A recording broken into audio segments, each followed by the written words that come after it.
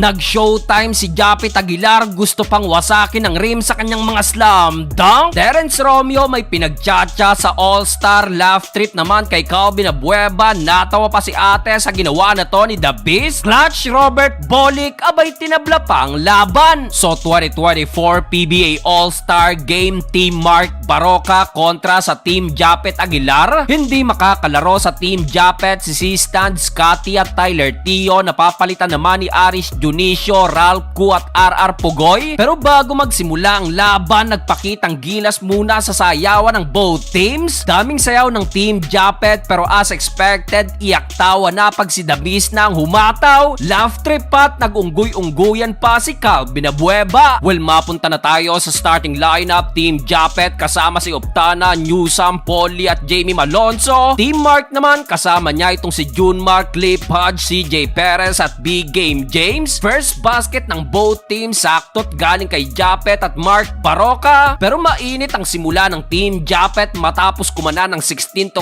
run. After niya nag-double digit agad si Jamie Malonzo with 15 points. Abay nagpaulan ba naman ng 4-point play kundi beyond the arc slam dunk. Grabe, halos tirador lahat ang nakuha ni Coach Team sa Team Japet. Literal na binagyo ng 4-point play ang Team Mark. Nag-init pa si Polly at RR Pugoy at dahil dyan natapos ang opening frame, tambak ng 26 points ang Team Mark, 20-46. Second quarter, Diyos mio ko po, mas lalo pang bumagyo ng 4-point play mula kay RR Pugoy, Super Marcio at Arvin Tolentino. On fire ang Team Japet, naghang time pa si RR Pugoy. Sa Team Mark naman, si CJ Perez lang kumakana with already 16 points, apat na sunod na 4-point play ang tinikada ni The Predator. Kaso Super Marcio Lassiter gumanti naman ng tatlong sunod na 4-point play. Grabe shooting ni Marcio off the bench, kumana rin ng 7 straight points itong si Terence Romeo. Pinasayaw pa ni TR7 si Ian Sanggalang pero after niya nadaan sa tiyaga ng Team Mark. Dominated ni Abueva ang painted area. Sa labas naman si CJ Perez, pumasok pa itong buzzer beater 3-point shot. Natapos ang first 2 quarter, abay yung 30-point lead na ibaba na lang ng Team Mark sa 11 points, 79-68. Start of the third quarter, nagtuloy-tuloy ang mainit na run ng Team Mark. Under 8-minute mark, dahil sa back-to-back 3-pointer ni Baroka, tabla ng talaan sa all 83. Pero nabasag yan ng Team Japet sa kanilang 8-2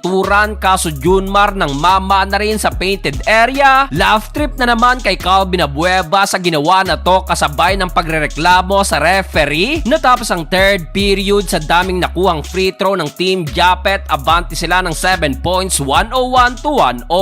Fourth and final quarter, na natiling in control ang Team Japet. Super Marcio, another wing 3-pointer. Nasundan pa yan ng another 3-point play. TR7 to Japit Aguilar, alley-oop slam dunk. Pero Richie Rivero sumagot ng another 3-point play, one-handed dunk. Kaso dito naman nag-init si Terence Romeo. Gagandang pasa rin ang naibigay niya kay Japit Aguilar. Halos wasakin ni Japit ang rim sa kanyang ikalawang alley-oop dunk. Kaso wala ng isang minuto, Robert Bolick kumana naman ang clutch 5-point play. Dahil dyan tumabla pa ang Team Mark sa pagtatapos ng laro sa all 140. Sa ulit, tabla rin ang naging laban dahil wala ngang overtime sa All-Star at tinanghal na MVP kinuha rin sa magkabilang teams, Japit Aguilar at Robert Bolick.